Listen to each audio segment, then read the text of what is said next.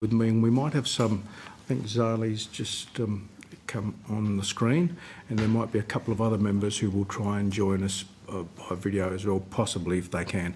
Members are travelling back to their electorates and one thing or another, and some of them are going to try and log in, but whether they do or not, I don't know. But thank you for coming along, and the purpose of today's hearing is effectively this. When we kicked off this inquiry into the transition into electric vehicles, you all, at least your departments, your two departments, that is the Department of Climate Change, Energy, Environment and Water, and Infrastructure, Transport and Regional Development, Communications and the Arts, presented to the committee and gave us a lay of the land description of how things were travelling with electric vehicles in Australia. In the course of the inquiry, we noticed that things were moving pretty rapidly. And so that what we were hearing, 1 month was being, you might say, superseded the next month by additional information and different trends and so on. And so we thought that before we wrap up our inquiry and present a report to Parliament, we would get a briefing from you folks again, if you could give us an update of any changes that might have happened since you last presented to the committee, and anything else that might have arisen in the interim that should be of interest to us. And so with those comments, I'm happy, and I don't care which department wants to go first, or if you want to just give us a brief overview of where we're at with electric vehicles, and then we'll go to perhaps a few questions from us. I don't expect that we'll be here for more than about an hour, but we'll see how it goes. So, do you want to introduce yourselves? Perhaps we'll kick it off that way, and then someone can kick off with a statement. So, Department of Climate Change, Energy, Environment and Water, Kath Rowley. I lead the Emissions Reduction Division and met with you in the previous hearing. Yep. Matthew Ryan, Branch Head of Land Transport Branch in Emissions Reduction Division. Yep. Steve Refshauge, I'm the Director of the Distributed Energy Policy Section within Electricity Division in the same department. Richard Wood, I'm Acting Deputy Secretary Transport in the Department of Infrastructure, Transport, Regional Development, Communications and the Arts, but would be very much for transport focus, and the team. Paula Stagg, First Assistant Secretary, Surface Transport Emissions and Policy, same department. Tristan Kathage, Assistant Secretary, Reducing Surface Transport Emissions Branch. Najjar, Assistant Secretary, New Vehicle Efficiency Standards Regulator. Andrew Morgan, Acting Assistant Secretary for the Net Zero Unit. And Melissa Cashman, Assistant Secretary for Road Vehicle Standards Policy. Okay. I'll just read that statement.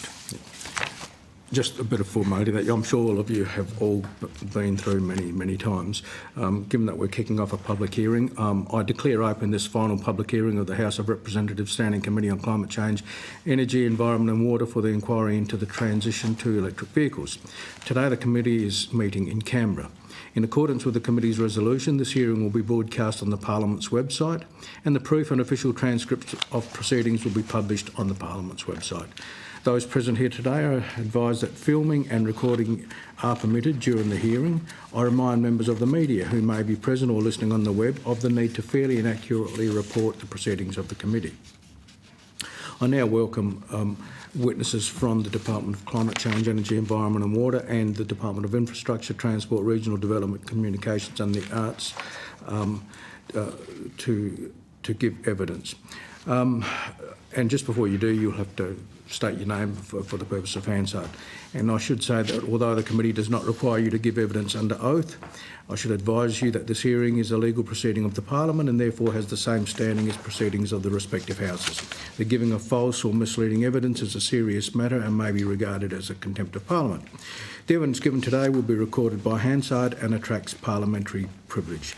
I now invite you to make a brief opening statement before we proceed to a discussion. Whoever wants to go first. Okay. It's not an opening statement as such, but I can give you an update on some of the key things that have happened since the... Richard Wood, Acting Deputy Secretary of Transport, Department of Infrastructure, etc.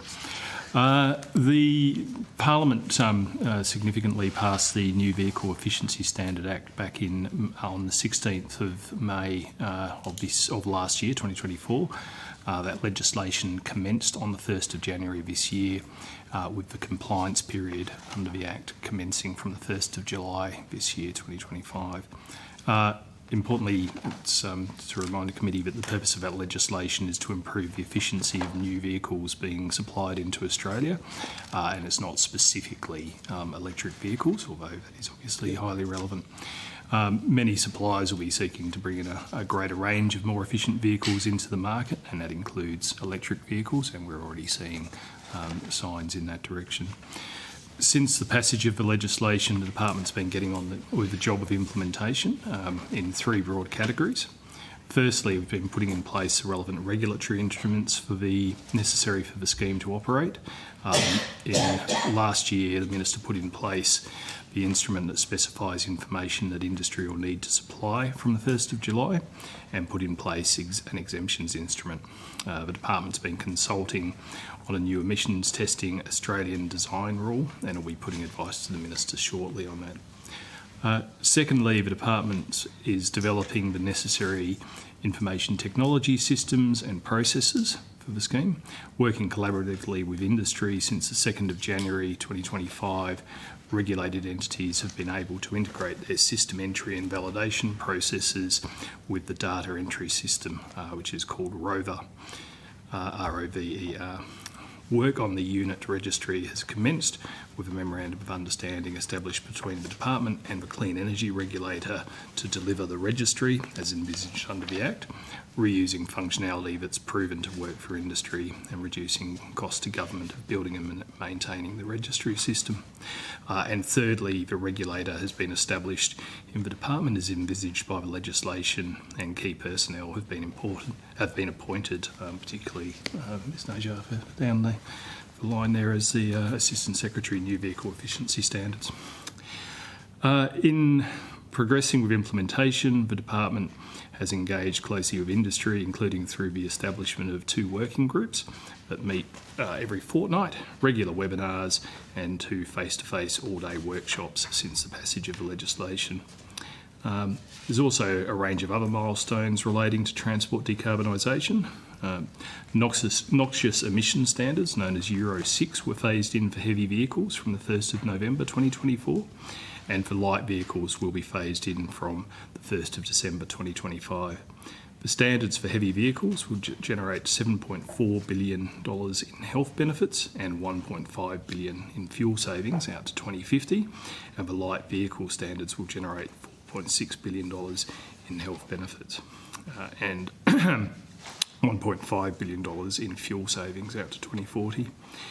The acoustic vehicle alerting system standard, which will require heavy and light electric and other low noise vehicles to emit a safety noise at low speeds, commences from the 1st of November 2025 for new model vehicles, and from the 1st of November 2026 for all vehicles, and that's estimated to save around 68 lives, 2,675 serious injuries and 2,962 minor injuries by 2060, covering some of the most vulnerable members of our society, including those with vision impairments. This is on top of new standards to increase electric vehicle safety made in late 2023.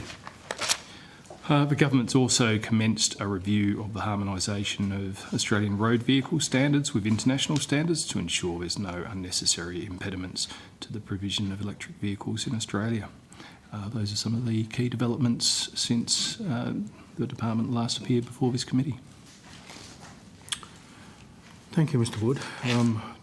What about Department of Climate Change? Do you folks want to make any? Chair, no opening statement, but very happy to dive into details on any particular issues of interest to the committee. Okay. All right. Well, we'll perhaps kick off. Mr Wood, you just talked about some of the benefits, and I was just trying to jot down some numbers with respect to whether it's health savings or fuel savings. Did you say that was out to 2060? Yeah, I might pass to Mr. Kathage. Tristan, Kathage, Assistant Secretary, Reducing Surface Transport Emissions Branch. So there's different timeframes used for different benefits calculations. For the acoustic vehicle alerting system, it's out to 2060.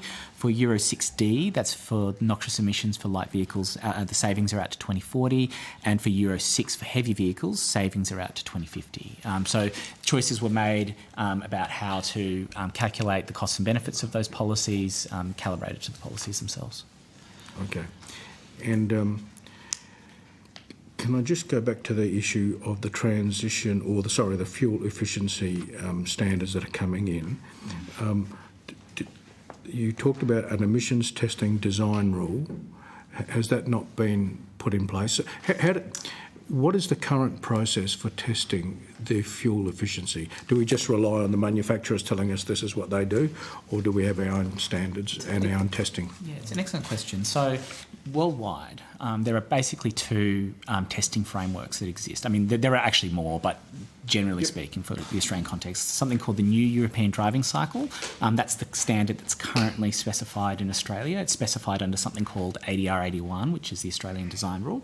And it's also the design rule that requires vehicles to have a sticker on them when you buy the vehicle. And so that's actually quite an old standard, but it's the standard we use in Australia. There's a new standard that's being brought in called WLTP, which is the Worldwide Unified Emissions Testing Cycle.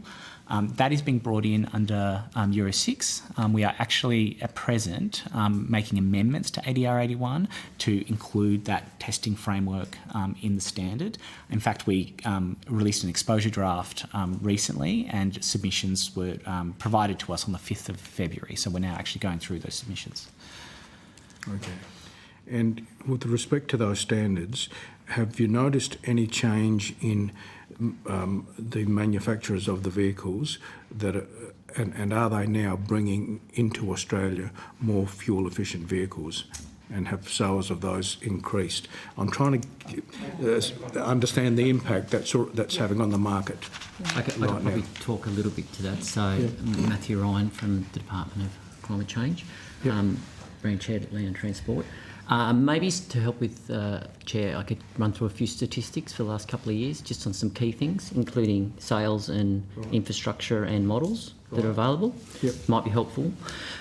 So certainly at the high level, the trends over the last few years in sales, we've seen EVs, so that's both battery electric and plug-in, go from 0.8% in 2021 to 3.8% in 2022, and that's calendar year, to 8.4% in 2023 and to 9.6% in the most recent calendar year, 2024. So is that 9.6? 9.6. Now, if you look at, and again, this is ahead of the fuel efficiency standard coming into place, so certainly at number 24 as before, because it only started in January.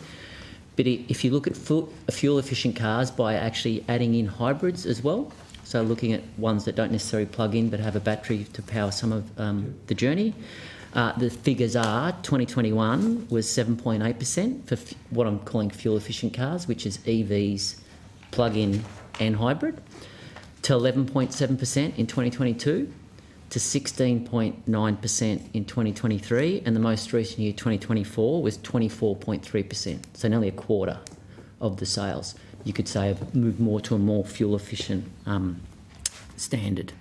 Beyond that, if I move to charging infrastructure, or maybe I might talk about models.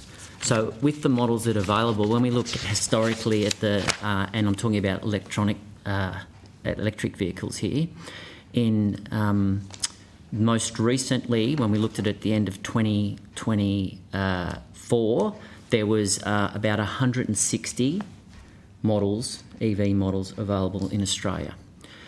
So that's increased quite significantly since 2022, when we only had about 45 models available. So we've gone from 45 to 160.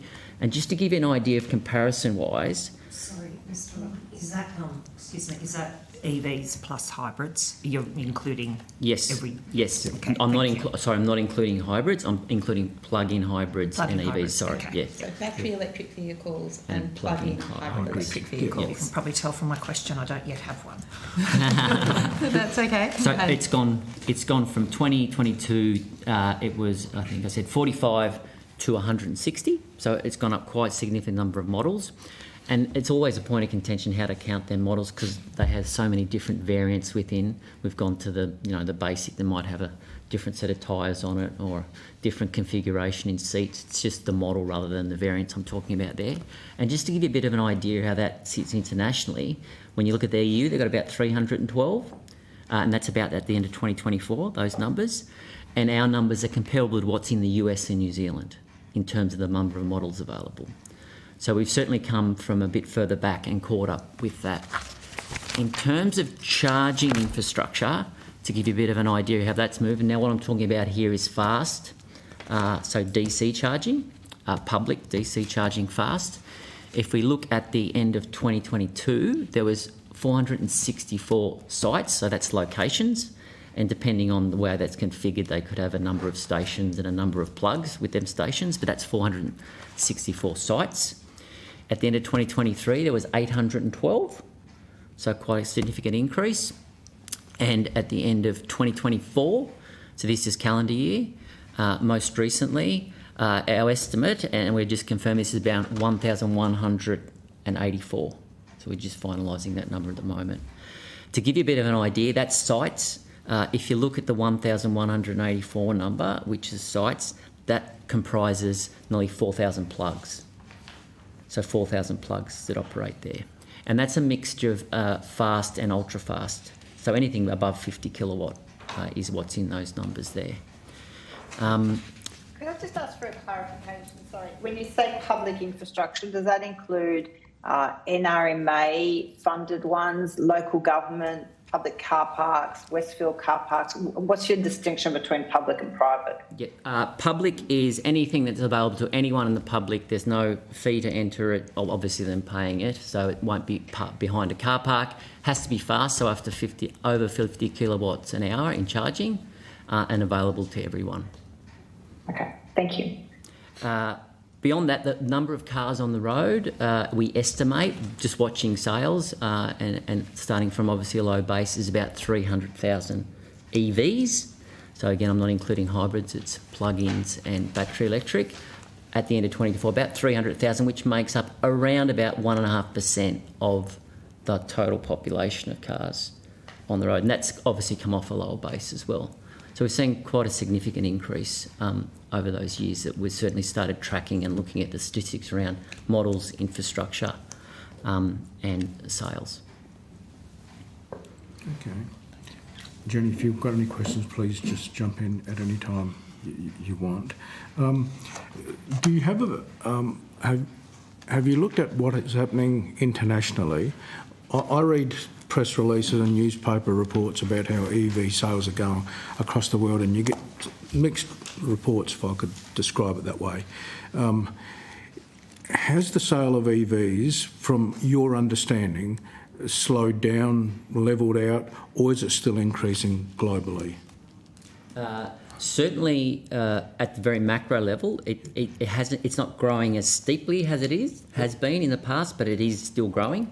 Given our numbers that I even just quoted in Australia, it's gone from 8.4 last year to 9.6, and it was from 3.8 the year before. So you can see it's not quite as growing. Now, depending on where you look in Australia, month to month there can be variabilities.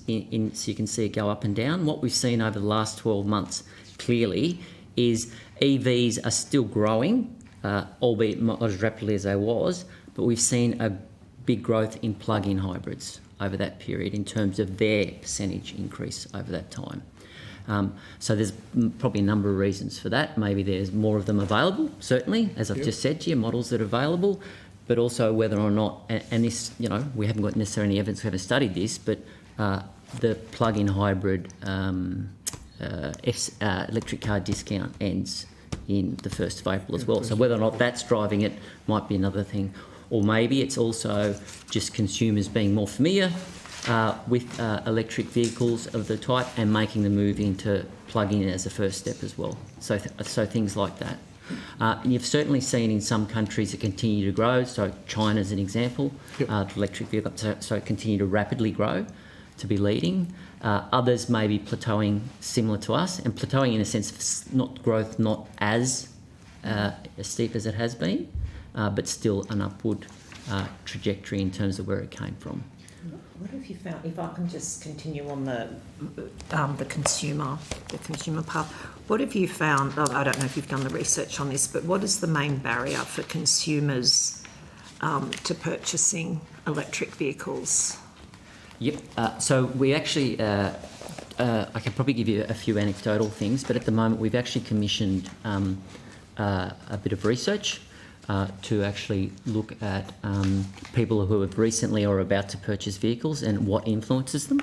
So that's underway at the moment. The department's funding that and doing it with a couple of the departments. The research is going to be undertaken over the next 6 months, and the results will be by the end of the financial year. But some of the things we typically hear anecdotally are just worries about making that transition with the range anxiety. So the amount of charging infrastructure that's available and whether or not it's keeping pace, which is certainly something we're very aware of as well. Likewise, just the sometimes negative media that's around it as well that might influence people is certainly one element that we hear about as well. And probably the other one that's worth mentioning is just the lack of availability of models, which we're seeing increase as well. So maybe not one that suits everyone's use case. So we're seeing more and more models move into that space where they haven't been previously. So traditionally it's the smaller passenger cars, but we're seeing more and more electric and plug-in options for SUVs and then into even now with light commercial vehicles as well. If I could perhaps build on that, just to draw your attention to two data sources. So the EV Council State of the EV Market also has surveys included about the sorts of things that consumers think about when they buy an EV, and the Australian Dealers Association has also recently done a survey. We can supply links to those if it would be of assistance. I think perhaps one other thing that is often on the minds of consumers is the cost of an EV and how that compares to what alternatives that they might have. Worth reflecting that actually in Australia today, cheapest EV on the market now costs less than $30,000. So there's so that is a BYD Dolphin, which I believe is a hatchback. Interestingly, just yesterday, the sticker price for the C-Line 6 was announced, $55,000 for an SUV, a plug-in hybrid again. So, I mean, we are seeing prices and we are seeing model availability increasing. It's really interesting time in our market. Industry sources tell us that they expect 8 additional vehicle brands to enter the market in 2025. 50 additional models of electric vehicles. 50 additional models in 2025. That's correct. That is this year expected to enter the market. Of those 50, do you know how many would be SUVs? Because that seems to be the biggest seller in terms of Australian vehicles. That's right. And so, I mean, if we can reflect on, for example, the Tesla Model Y, a very popular electric vehicle SUV, going to get a refresh later this year. There's obviously the C-Line, as I sort of mentioned. I can't tell you statistically of those 50 how many are. I mean, obviously, there's a degree of we have a very competitive market in Australia, and so competitors don't always reveal their plans, but it is. I would say 2025 will be a big year for the light vehicle market.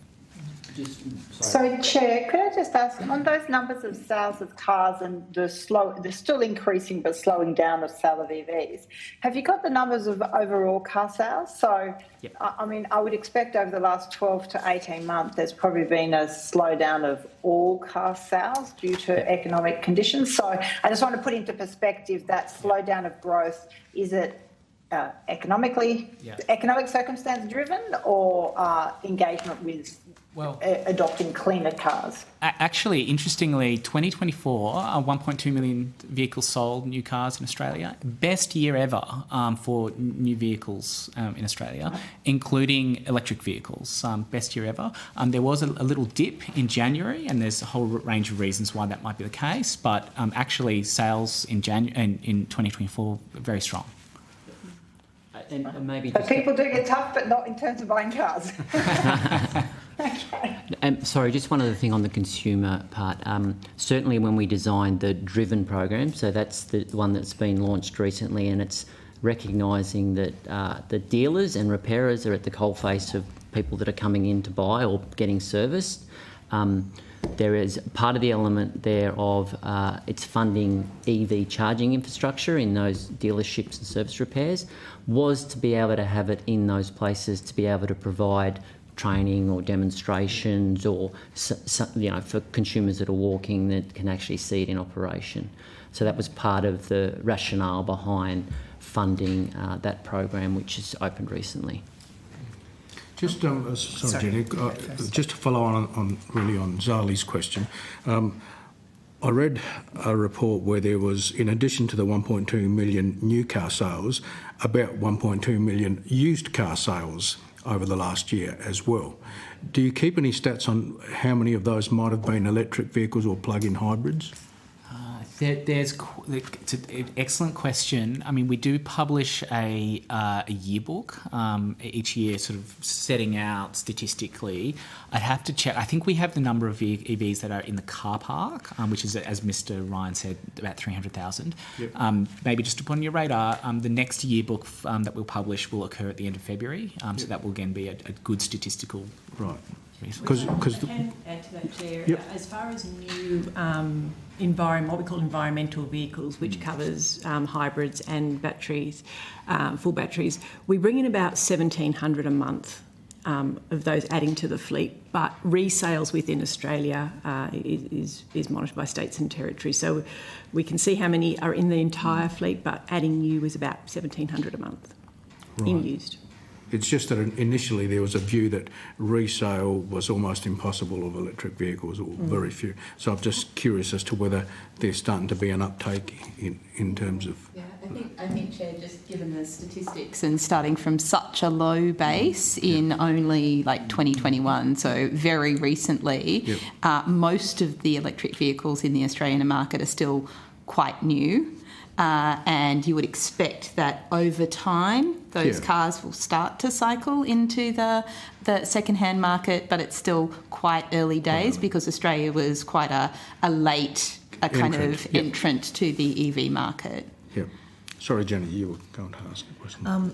Yes, just one of the other sort of big barriers that we heard earlier on in the inquiry was about the cost of insurance for consumers, and part of that, we heard some evidence that part of the reason that the insurance was so high was because there wasn't really much of a second-hand market, and in terms of there was also a very big shortage in the workforce, the skilling of motor mechanics and people to be able to repair vehicles, and to particularly if they're in a significant accident. And so there was a very high, sorry, it's a very long question, but there was a very high proportion of EVs being just sort of written off rather than being repaired simply because of the lack of skills within the workforce. So I suppose my question's in two parts. First of all, what has there been some movement, or have you got some numbers in terms of how many more people have now been upskilled to be able to properly repair and work on electric vehicles? And then secondly, has this had any impact on the attitude of insurance companies towards insuring these vehicles?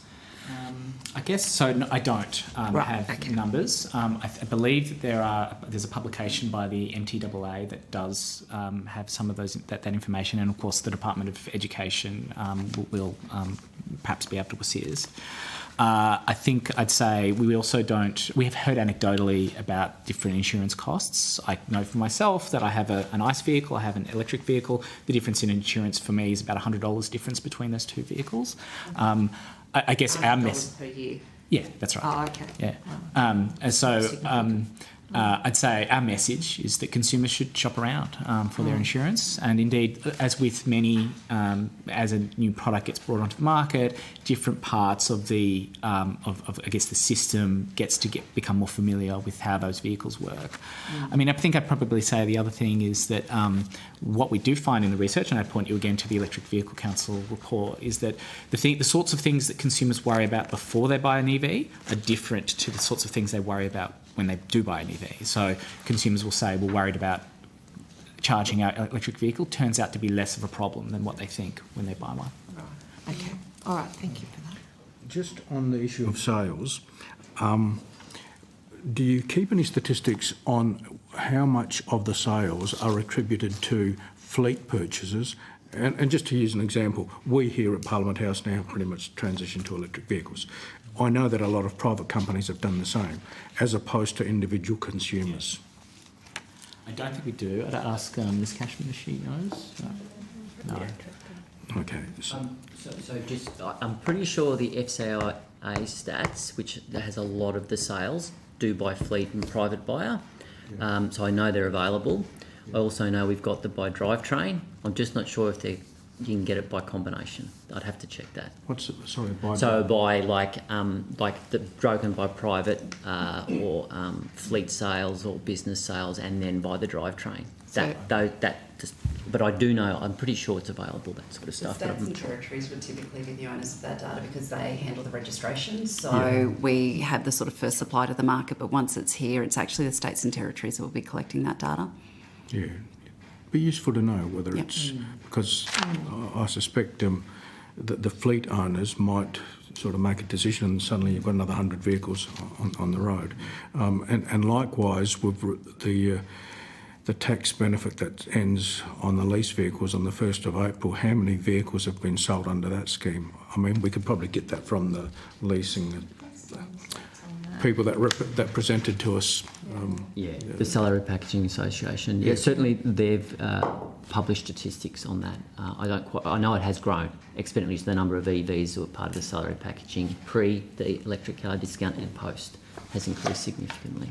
Yeah, and just to clarify, the thing that changes in April is the eligibility of plug-in hybrid electric vehicles for that tax discount. Yeah. The eligibility for battery electric vehicles continues. That continues? Yes. Okay. Yeah. Yeah.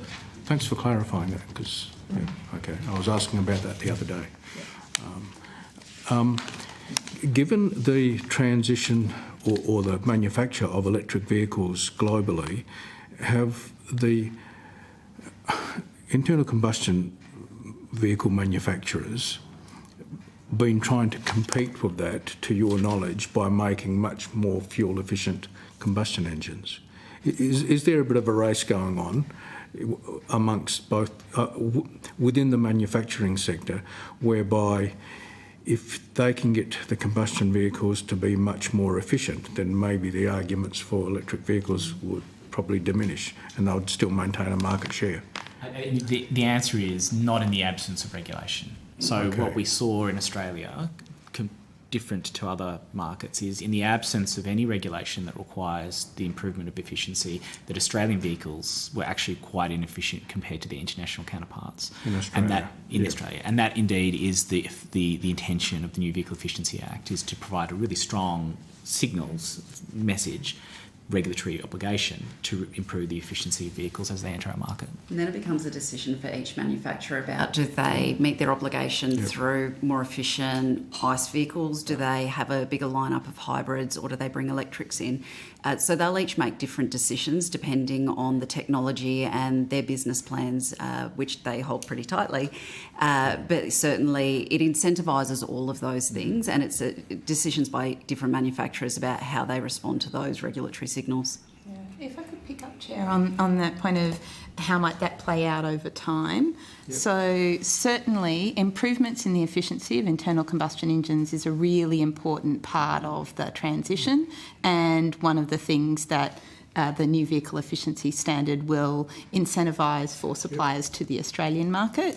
However, in the long term, If those vehicles continue to be fuelled by fossil fuels, then they will never get to zero emissions because even the most efficient internal combustion engine will still need some fuel. And so that's where the difference between internal combustion and electric is most stark, that electric vehicles powered by renewable energy are zero emissions in their operation. And that's why in most of the analysis of transition to net zero, there's the kind of transition pathway for modes of transport that can be electrified. It's that transition to electric versions. However, not all modes of transport, just like all other activities across the economy, not all will be able to be electrified, and there will be other pathways as well. And so things like hydrogen as a fuel source for some vehicles, particularly at this point it looks like that's going to be important for heavy vehicles, and biofuels low carbon liquid fuels could also play an important role in the decarbonisation of those portions of the market where electrification's not so feasible. And the final point there is that at least in many categories of light and passenger vehicles, the cost advantages of electric vehicles are also increasingly going to be dominant relative to their efficiency improvements. And that includes because the repair and maintenance costs are so much lower, as well as the operation costs are so much lower than their internal combustion equivalents. Since President Trump was elected, I thought I heard him make a statement about going back to supporting the ICE vehicles in America. Will that have an impact on what is happening here in Australia?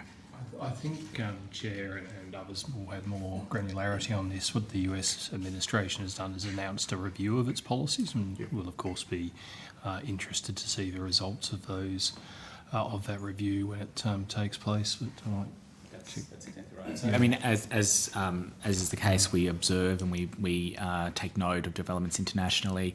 As Minister King has made plain, though, our new vehicle efficiency standard has been calibrated to Australian conditions. I'd say to you, I mean, there's lots of efficiency standards in Europe, in China, in Brazil, in Saudi Arabia. We're aware of them all. Indeed, the US administration has indicated that they're reviewing their federal standard, and we'll be watching closely to see what happens. Okay. And on hydrogen vehicles, about a year ago there was talk, that hydrogen is an option, and some of the manufacturers were looking at hydrogen vehicles, and in fact I know that there is some available now. Has hydrogen been pursued in the way that it was suggested it might be a year ago, or has the transition to hydrogen vehicles stalled? From your knowledge, from any research? So I probably could talk to, certainly in the passenger and light commercial, we see there's hydrogen cars available. I think there's a couple, very, very low numbers of sales, and you can put that down to it's just the infrastructure is not available. So the people who do actually purchase them have to be located close to a hydrogen refuel, and there's very few of them in Australia. There is investment being made in hydrogen, but it's not at the same space where the electrical infrastructure charging is. So it's going to be quite a while before it could catch up to where electric is in terms of being able to operate in a number of different places and having infrastructure around.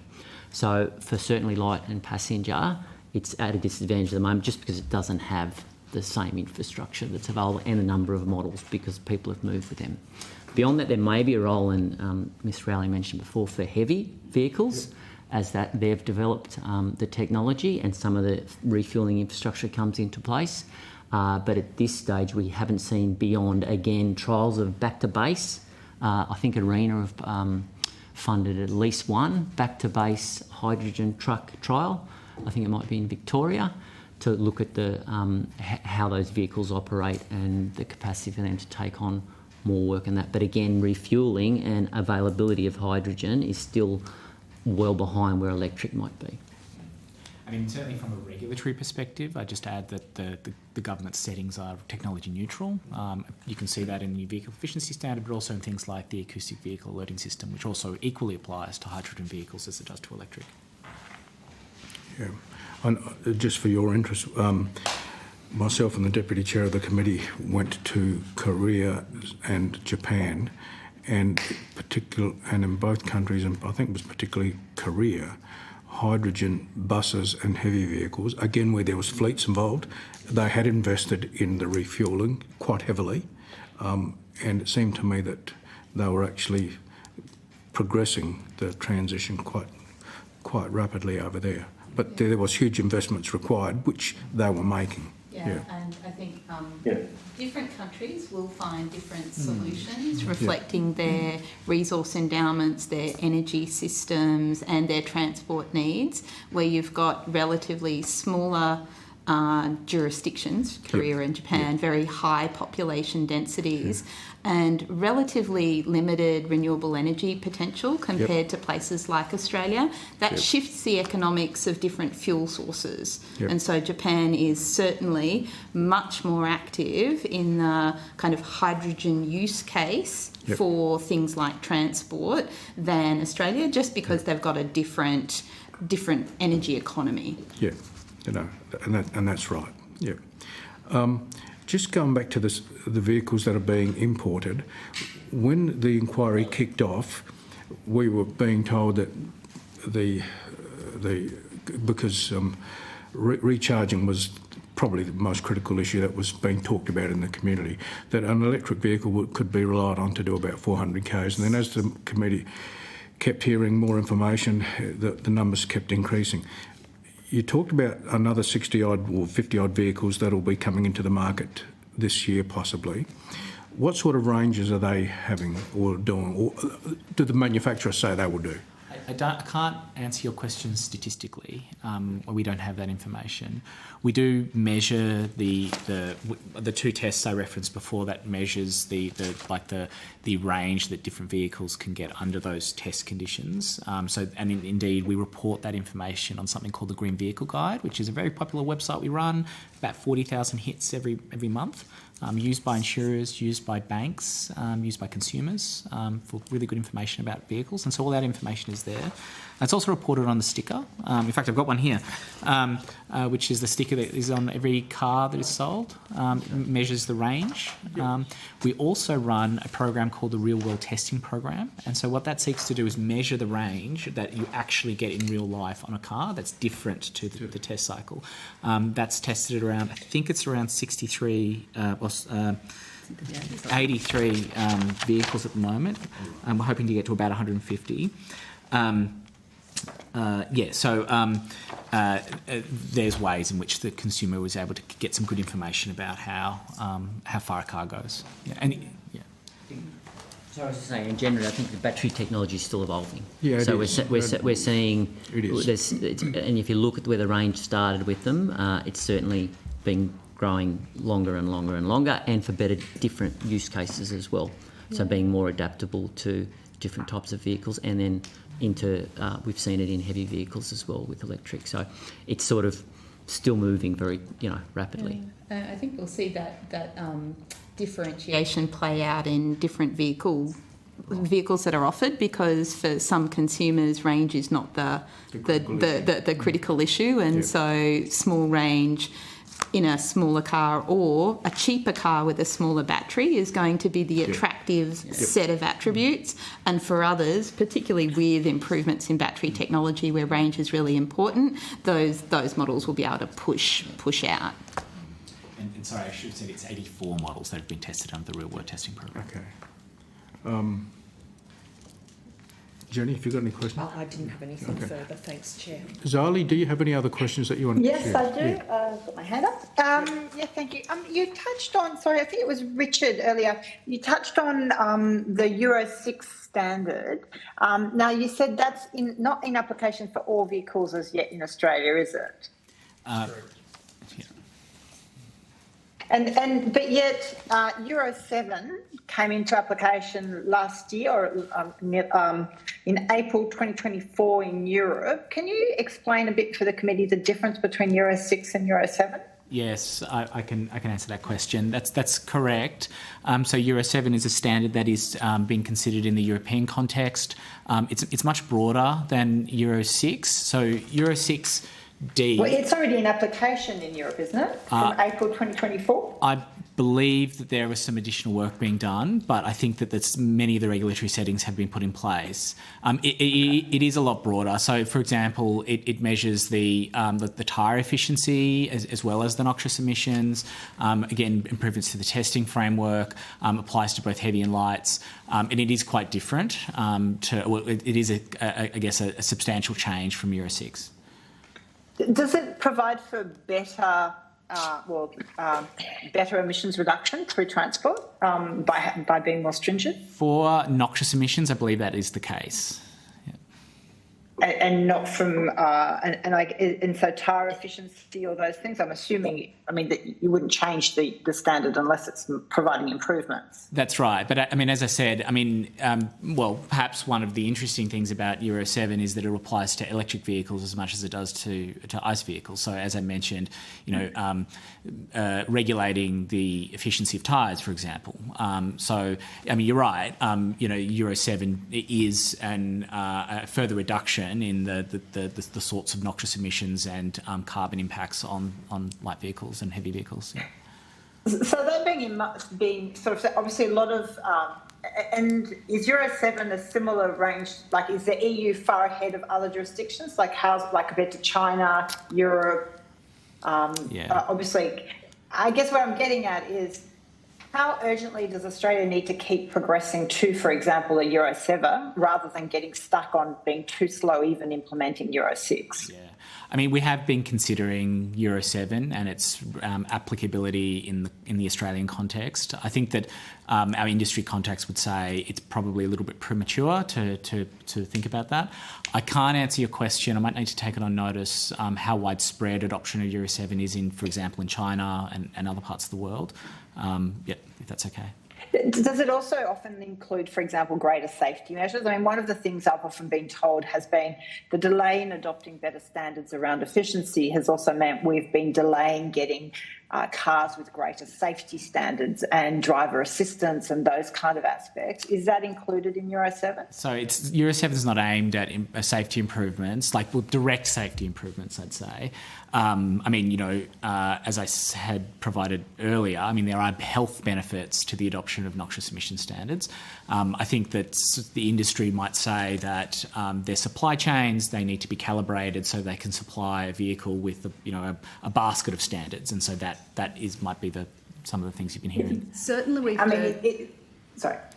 Certainly we've heard previously from manufacturers and industry representatives that when they have new safety technology emerging, in terms of the use cases for them, they typically couple those with the newest technology around emissions and other things, rather than introducing that technology to what is a fairly outdated or old emissions standard. So they're not directly linked in that Euro 7 or Euro 6 do not require greater safety technology. It's more so that the cars that are complying with those higher emission standards are typically more modern and therefore have access to greater safety technology. I don't know if my colleague Ms Cashman wants to add to that. Yeah, no, I would agree with that. They're obviously the latest model vehicles, so they have the latest model technologies. The standards that are set for the safety technologies that must be in vehicles are set through the Road Vehicle Standards Act. However, primarily in the light vehicle space, manufacturers will provide the technologies that the consumers are looking for and they want. So they go in advance of the standards. But certainly even within a technology that might be available and in Europe, the Europeans would be getting the very most updated version of that technology as well. Thank you. Okay, so I guess I'm keen to understand where the thinking is of Australia not continuing to be behind, and that Australia sort of needs to start to shorten the gap. We need to catch up We are catching up, but we're still a way behind on a number of fronts. Can I just understand around the inclusion, obviously, of the plug-in hybrid and the inclusion of hybrids in some of these measures? And I certainly welcome the end to the incentive of the plug-in.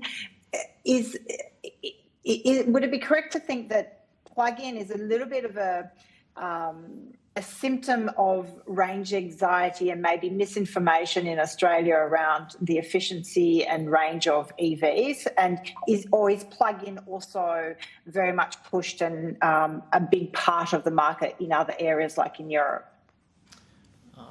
I mean, I think what I'd say there is that plug-in hybrids are a function of the market conditions that vehicle suppliers are seeking to meet. As Ms. Cashman said, vehicle suppliers seek to meet the needs of their consumers. For some consumers, a plug-in hybrid is the option that they would like to pursue. But you don't think that what plays a part is the misunderstanding or the apprehension around range anxiety and the low awareness of charging infrastructure?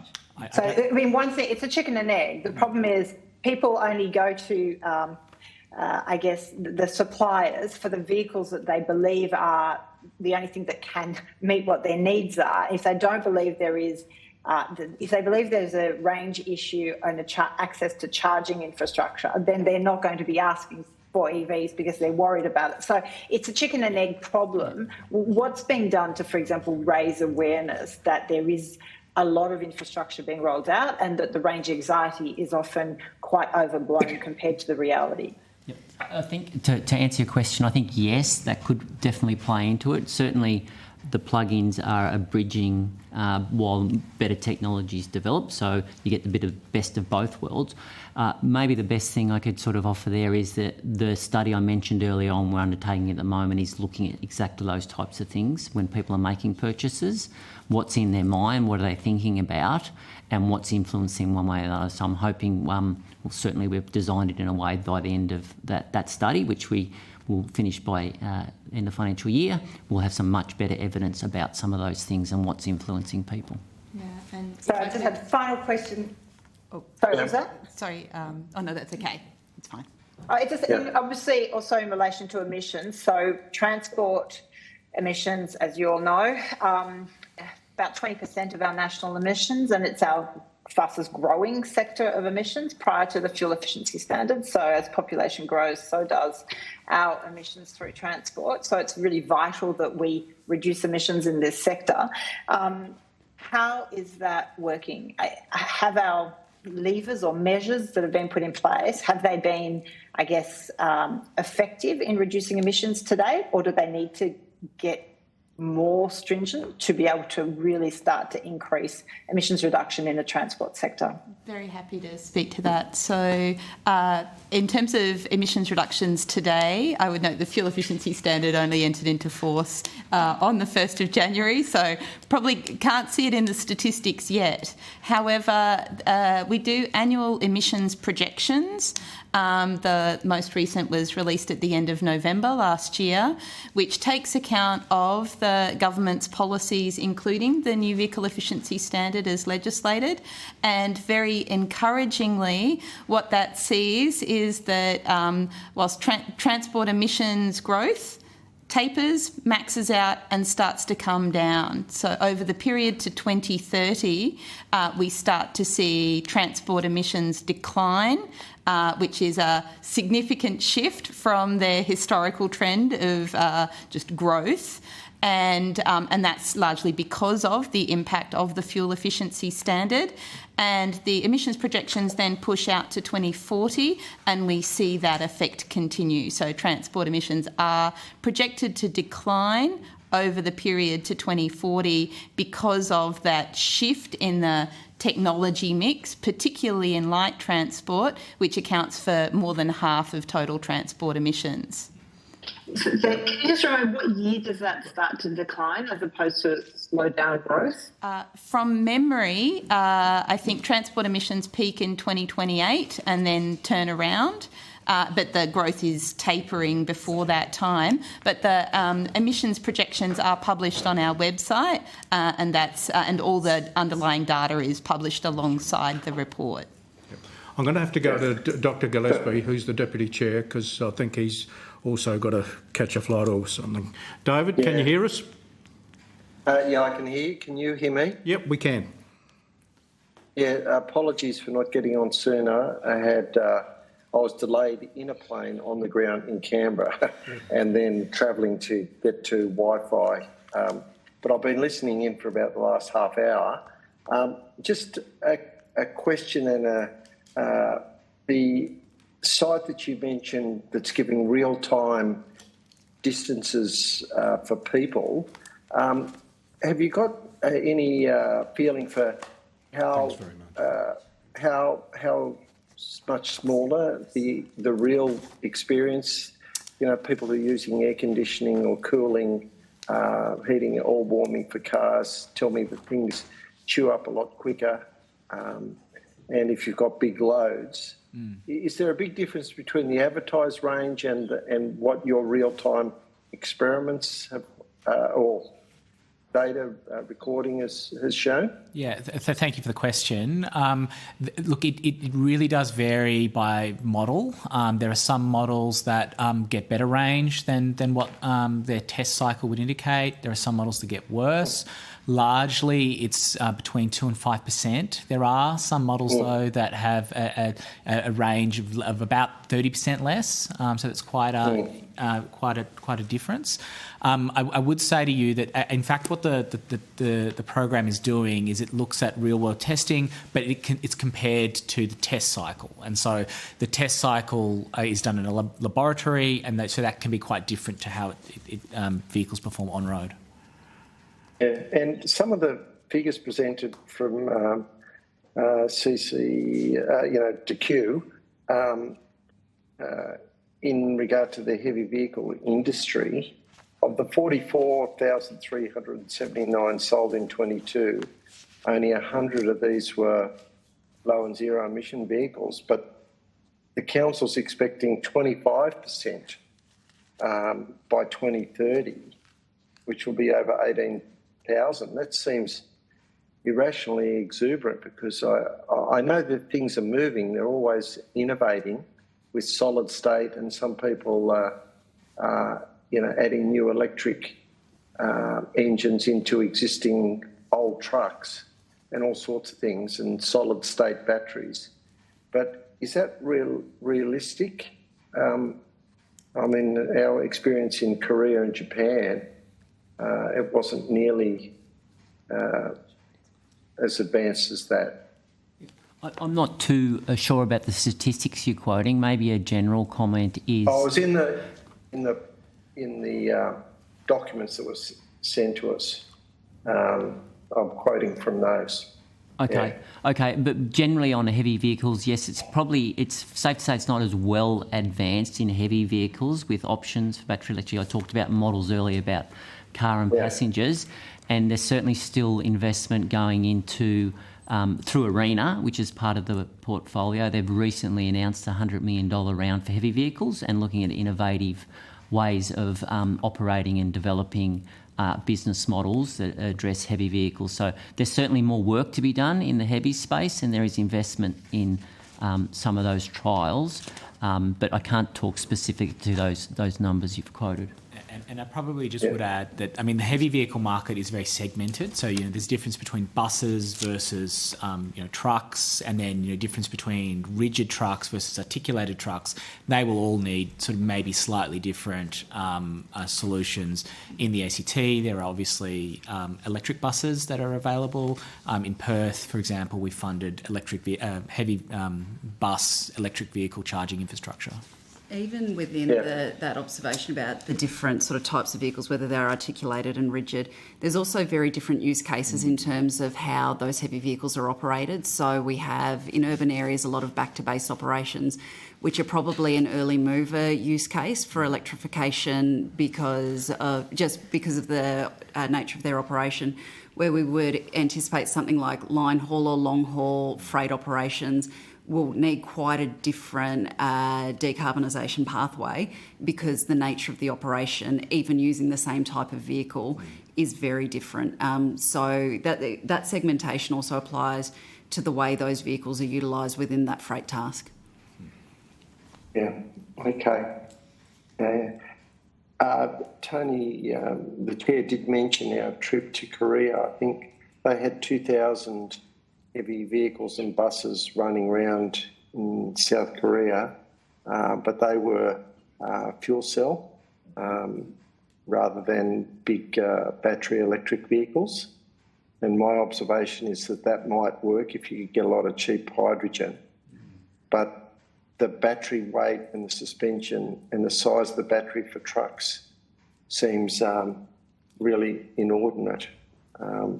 It's just a compounding factor. But anyhow, I'll pass back to the chair. Okay. Thanks, David. Zali, did you have any final questions before we wrap up? Very quickly, in the submission, you identify I'm just trying to find the pages. The 500 million to support the deployment of charging infrastructure through the Driving the Nation Fund, and you've given us a bit of the numbers around where we're at on the infrastructure. And you're saying there's 1,000 additional charging locations, over the next 12 to 36 months. So can we I guess how many what proportion of that 500 million fund has actually? Have we used up 10, 20, 50%? Like, where are we at in deployment of that? Yeah, I could probably give you an answer to that.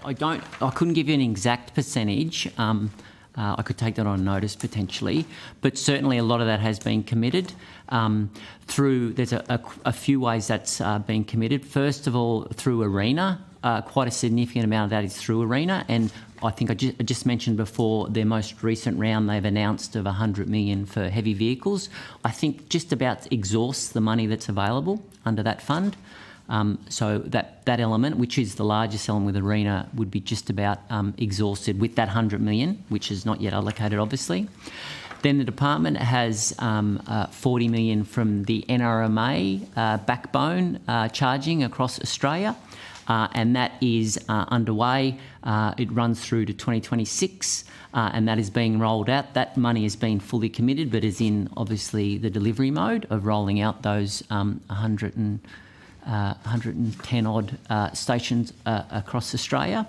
And then the third element of that was 80 million for hydrogen highways, which was partnering with states and territories to look at long-haul hydrogen solutions on major freight routes. Safe to say that one has been difficult in the sense that we've been having conversations about use cases. Certainly long-haul and the requirements for long-haul have, and this is led by the states because we're supporting the states in matching their funding, have been working on how best to put them programs together.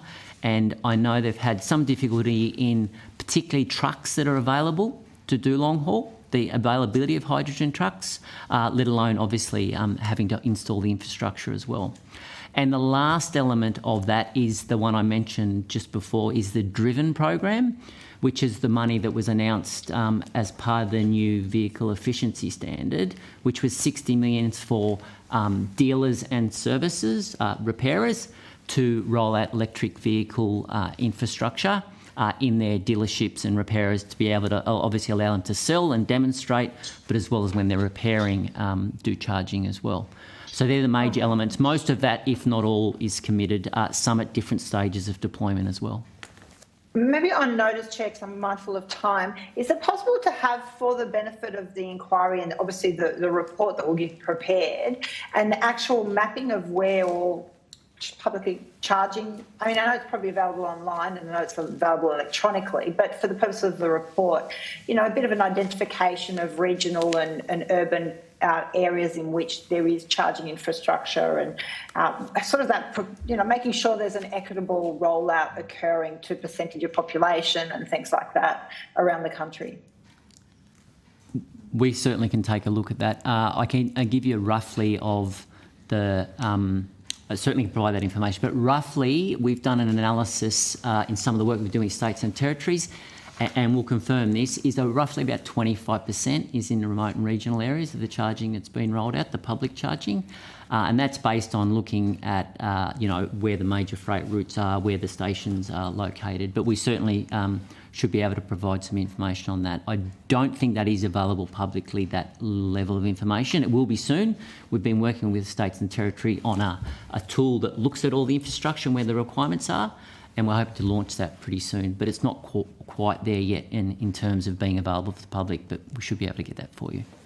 And Terry, if I could, just picking up on previous question, in terms of emissions outlook, I checked and it was the transport emissions are projected to start coming down around 2028. So just to confirm that. Thank you. Okay. One final request. Any further questions? If not, I thank you all for appearing before the committee today. And if you've been asked, I don't think you've been. Yes, there was a couple of questions where you might be able to get back to us with some statistical information. If you could provide that to the Secretariat by the 28th of February, that would be appreciated. You'll also be sent a copy of the transcript of your evidence to the committee today, and you'll have the opportunity to make any corrections that you feel are necessary, and so feel free to do that. With that, once again, thank you all for appearing before the committee. Thanks to the committee members, and I declare this public hearing closed.